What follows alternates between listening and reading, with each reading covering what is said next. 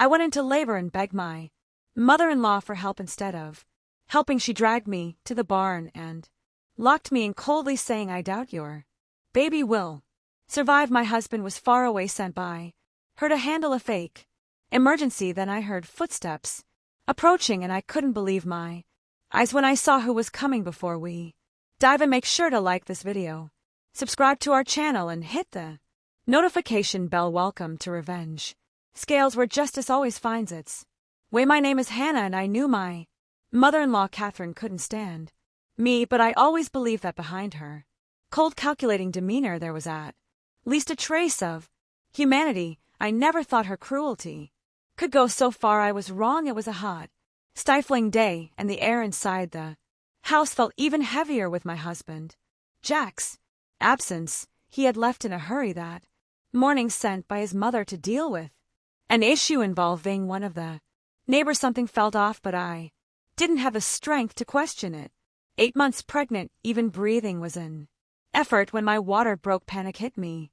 Out of nowhere, the warm liquid ran down my legs, and a sharp pain spread across my belly. I grabbed onto the table to keep from falling, shouting for help.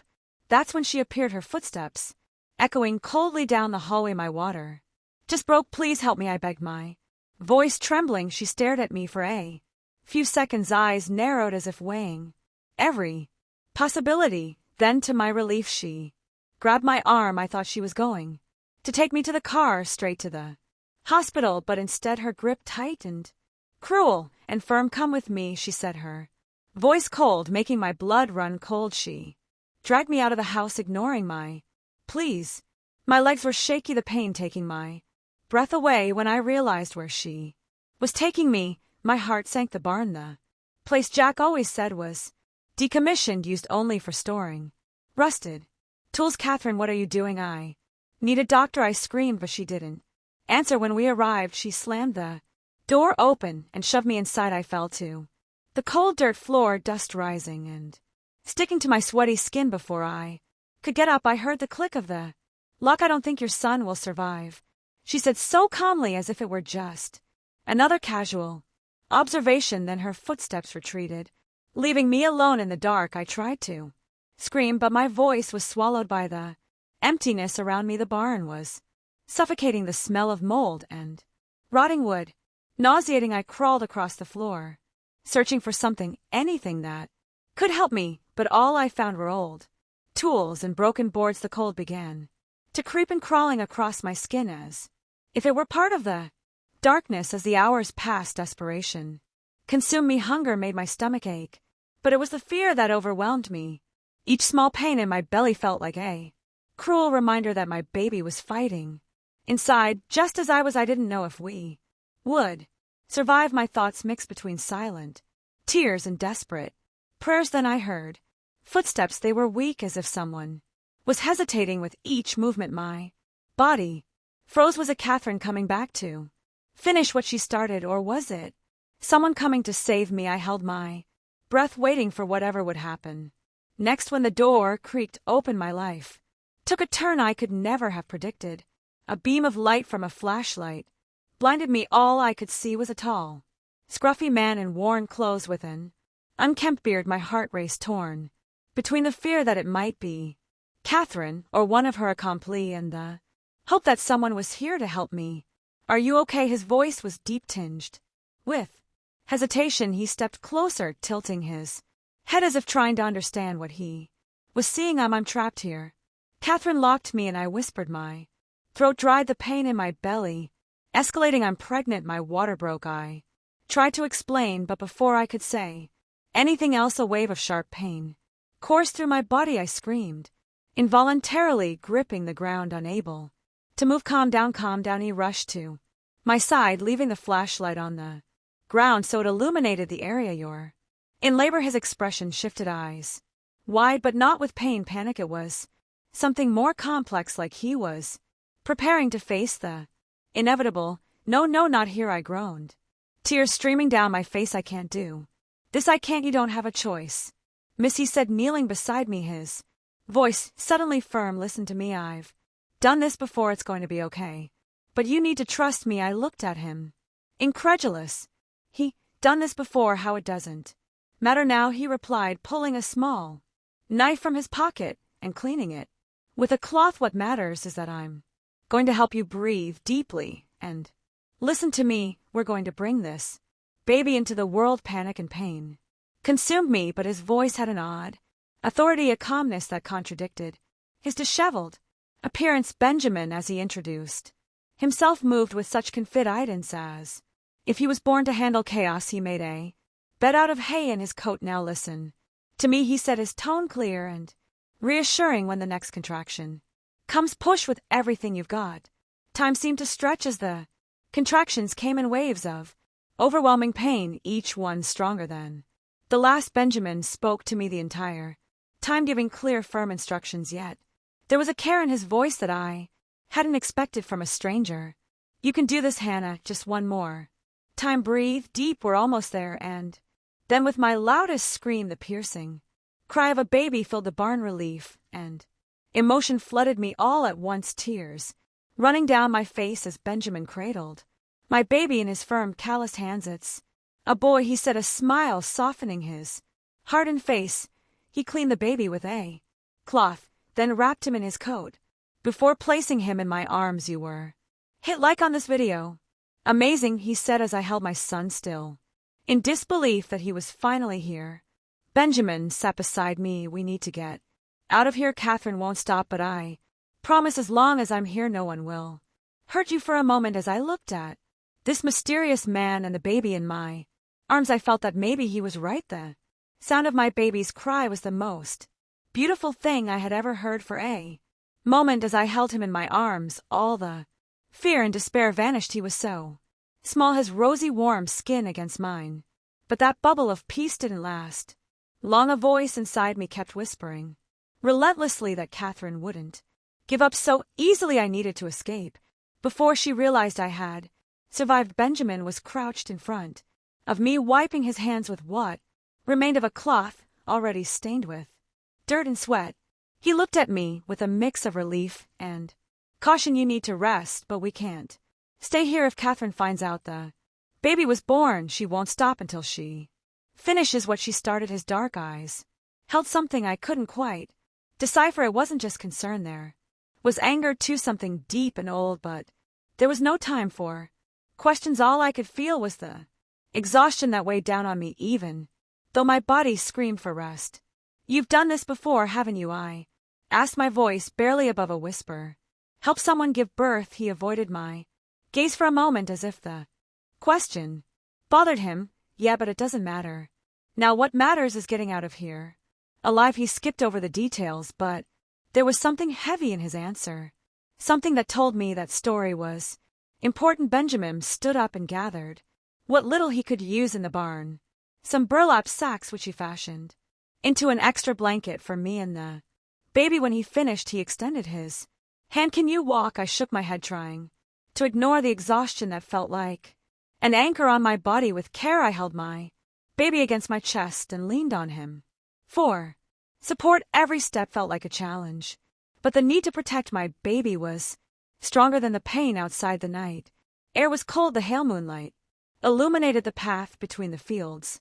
As Benjamin led me away from the main house, I glanced back at the dark silhouette of the farm. It should have been my refuge, but now it felt like a prison, a trap. Where are we going? I asked, struggling to keep up with his quick pace. There's a place not far from here, an old abandoned cabin on the edge of the forest. Is the only place I can think of right now, he said, not looking back, focused on the path ahead. As we walked, the exhaustion began to consume me. My arms ached from holding the baby, and my feet dragged when the cabin finally appeared ahead of us. I could barely believe it. It was a small, weathered structure. Benjamin pushed the door open with a shove and quickly made a space on the floor for us to settle. He started a small fire with some twigs, and the warmth finally brought some comfort to my exhausted body. Why are you helping me? I asked, watching him as he gently rocked the baby. It wasn't just curiosity. I needed to understand why someone, especially someone who seemed to carry his own demons, would risk so much for a stranger. He looked at me for a long moment before answering. Because I know what it's like to be destroyed by someone like Catherine. I know she doesn't stop until there's nothing left. His eyes darkened, as if he were living something painful. But this time she won't win. Benjamin handed the baby back to me, and I held him tightly, feeling my heart calm for a moment. As I stared at the fire, I realized this was just the beginning. I couldn't run from what was happening anymore. Catherine hadn't just tried to take my baby from me, she had tried to erase my existence, and that I could never forgive. As the fire light danced in the shadows of the cabin, an idea began to form in my mind. I didn't know how, but I had to make sure Catherine would never hurt anyone again. Benjamin, with his contained rage and untold stories, seemed to have the answers I needed. So what do we do now? I asked, my voice steady despite the exhaustion. He looked at me, a determined glint in his eyes. Now we plan how we're going to bring her down, and in that moment I realized my fight had just begun. Benjamin got up in the middle of the night, feeding the fire with more twigs. I watched him in silence, the baby nestled in my arms, breathing rhythmically. My mind was so overwhelmed that sleep seemed impossible. The idea of going back to that farm and facing Catherine again made my stomach turn, but I knew I had to find a way to end this, not for me, but for the baby who now depended on me for everything. You still haven't told me why you hate my mother-in-law. I broke the silence, my voice low but firm. Benjamin turned his head toward me, his eyes reflecting the glow of the fire. For a moment I thought he was going to ignore the question. She took everything from me, he said, sitting down on the floor, resting his elbows on his knees. I was just an ordinary man working the land, building my life. I had a wife, a little boy, and I believed that hard work was enough. But Catherine is like poison. She accused me of theft, forged evidence, and destroyed my reputation. I ended up in prison for something I never did, and when I got out, my wife was gone, taking my son with her. I never saw them again. I swallowed hard, feeling the weight of his words. Benjamin wasn't just helping me, he had his own wound, one that Catherine had caused. And you never tried to get revenge? I asked. I tried, he answered, his voice low, almost a whisper. But Catherine is smart. She has influence, money, and knows how to manipulate the people around her. I had no way to fight back until now. His eyes met mine, and in that moment I realized he saw in me a chance to right the wrongs of the past. How do you think we can defeat her? I asked.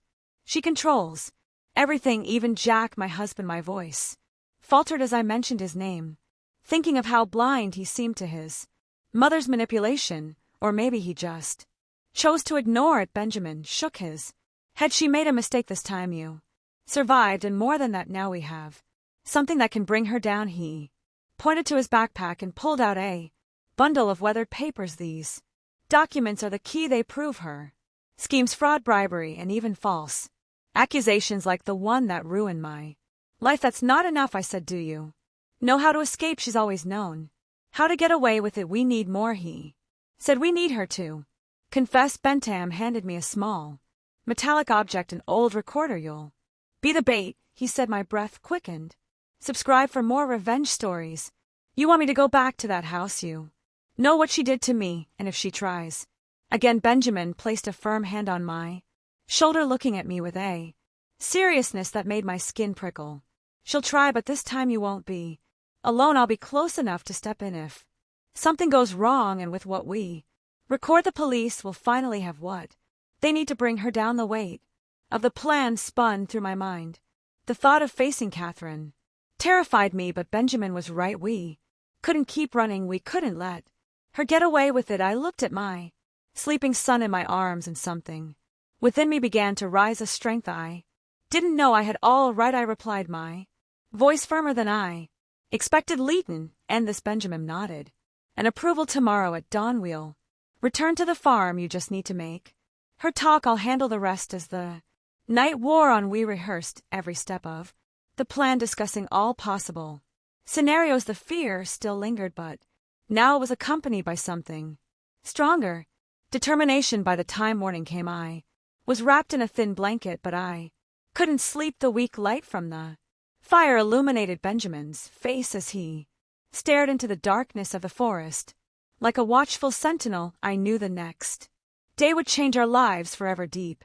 In my heart I prayed that this time Catherine would finally pay for what she had done. The sun had barely risen when Benjamin and I approached the farm. Each step I took made my heart beat faster. The shadows of the trees around us seemed to stretch out like hands trying to hold me back. Benjamin walked ahead, calm and calculated, while I held my baby against my chest, feeling his steady breath bring me courage. Remember the plan, Benjamin murmured, stopping before we reached the house. He turned to me, his eyes locked on mine. You need to make her talk. Don't be afraid to provoke her. She's proud, and her pride will be her downfall. I felt it though my hands trembled. I knew the safety of my son and the weight of justice depended on me. Benjamin handed me the recorder, now hidden under the blanket that covered my baby. I'll be nearby, he added. If something goes wrong, I'll step in. The path to the door felt endless. The old wood creaked when I knocked, and seconds later I heard footsteps approaching from inside. Then the door opened, revealing Catherine, her face twisted in a mix of surprise and anger. You, she spat, her words venomous. Yes, I replied, keeping my boy steady. I thought you'd like to know that. You can't get rid of me or your grandson. Her gaze dropped to the baby in my arms, and for a moment I saw something different in her expression. It wasn't joy or concern, but a deep, almost animalistic rage. You should be dead, she muttered before quickly composing herself. I stepped inside, feeling the weight of her stare. With every step, Catherine shut the door behind us and led me into the living room, where the air felt thicker, as if it carried the of all her manipulations and cruelties. I sat in a chair, adjusting the baby in my arms as she stood over me, looking down. What do you want, Hannah? She crossed her arms, her voice dripping with contempt. I want you to admit what you did, I replied, my tone calm but with a strength I didn't even know I had. I want you to say out loud how you tried to kill me, how you locked a pregnant woman in the barn to die. Catherine laughed, a dry, humorless sound. You think you can come here and accuse me? You think anyone will believe the word of a desperate girl? Anger began to bubble up inside me, but I knew I had to control it. No one needs to believe me, Catherine. They just need to believe you, because I know you can't resist bragging. She moved closer, her eyes narrowed, and I knew I had hit the right nerve. And why should I brag, Hannah? For doing what was as necessary, for trying to protect my family from a parasite like you. Protect your family by locking your grandson's mother up to die? What kind of person does that? My voice rose, my words heavy with pain and indignation. I did what anyone would do to protect what's theirs, she replied, her voice rising almost as if she were justifying her actions to herself. You don't deserve to be part of this family. You don't deserve Jack or that baby. It would have been better if he'd never been born. My breath caught. Her words were worse than I could have imagined, but they were exactly what I needed. Before I could react, the door to the living room slammed open and Benjamin stormed in, followed by the police. Catherine froze, her gaze shifting between surprise and fury. What is this? She shouted, but her voice no longer held the same authority. One of the officers held up a wall war while Benjamin grabbed the recorder hidden under the blanket. He pressed the button, and Catherine's voice echoed through the room, confessing everything. You can't do this, she screamed, trying to lunge forward, but one of the officers restrained her. I'm Catherine McCarthy. You have no idea who I am, she spat. Oh, we know exactly who you are, Bam replied, his voice firm. He looked at me, a glimmer of relief in his eyes. And now everyone else will too. As Catherine was handcuffed and taken away, a wave of emotions hit me: relief, anger, sadness, and something harder to define. Finally, that nightmare was coming to an end, but I knew there was still something I had to face. When I turned around, Jack was standing in the doorway, his eyes wide with disbelief. He had just arrived and witnessed everything. It was time for the final truth.